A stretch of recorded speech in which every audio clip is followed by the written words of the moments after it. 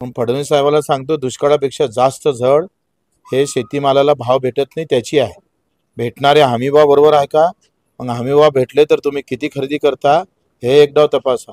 जेवढा दुष्काळानं मरत नाही त्याच्यानं कमी भावानं मिळतो शेतकरी मरत आहे. ते त्याच्या कधी लक्षात येईल त्याची वाट पाहतोय.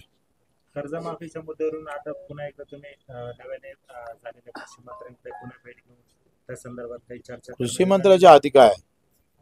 कृषी मंत्री आखरी हे सगळे मंत्री त्या पक्षाचे बावलेच आहे. त्यांच्या हाती काय? धम्म काय तर करून दाखवा म्हणा, एकटा सांगा होते ना. भरण्याला आवाहन करतो आणि बाकीचे जे शेतकऱ्याचे पोरं मंत्री आहेत त्यांना आवाहन करतो.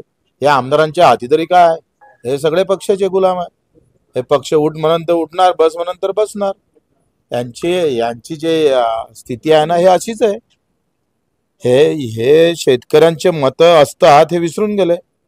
शेतकरी शेतमजूर मतदान करतं हे विसरून गेले, कारण पक्षाचा झेंडा महत्वाचा आहे. पक्षाची तिकीट भेटली म्हणजे सहज आमदार होतं. ह्याच्या भावना ह्या शेतकऱ्यांनी त्यांच्या डोक्यातून काढल्या पाहिजे.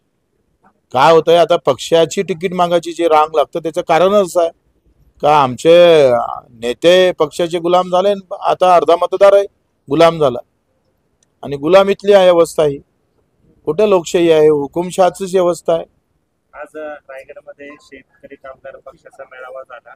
जयंत पाटील यांच्या पक्षाच्या. त्या व्यासपीठावर संजय राऊत, राज ठाकरे हे सगळे एकत्र आलेले होते. मात्र राज ठाकरे पुन्हा एकदा मराठीच्या मुद्द्यावरून आक्रमक होताना दिसले. अमित शहा आणि पंतप्रधान नरेंद्र मोदी यांच्यावर देखील त्यांनी टीकेची जोडी केलेली आहे. एकूणच गुजरातमध्ये हिंदी सक्ती केली जात नाही, मात्र महाराष्ट्रामध्ये हिंदी सक्तीचा निर्णय लागत आहे. त्या मुद्द्यावरून पुन्हा एकदा ते आक्रमक झालेले. आपण कसं बघतायचे? प्रश्न सक्तीचा नाही आहे, प्रश्न त्या मराठीच्या व्यवस्थेचा आहे आणि ती व्यवस्था सुधारावी एवढंच त्याचं आहे. ते दिसाले